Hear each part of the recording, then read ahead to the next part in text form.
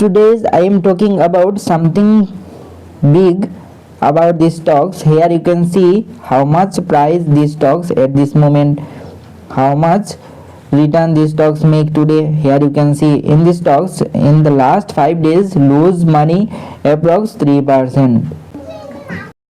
Hey, I am not telling you to buy or sell the stocks. I just break down the numbers so you can decide smarter. So here you can see how much return these stocks make in the last 1 month, and if you see last 6 month return, these stocks make almost more than 14% positive return, which is very good, absolutely, honestly. And here you can see these stocks how much return make in the last 1 year, which is 77% positive return, which is very good return if you think about these stocks.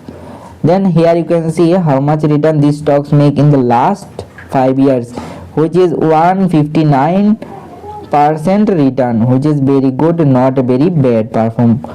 If you see the whole return in the stocks class A, that is 130x, that means 130x return the stocks make. If you invest in the stocks only $1 from starting, now your investment value which is 130x. Okay, so always do your own research before investing. Follow for more US stocks breakdown.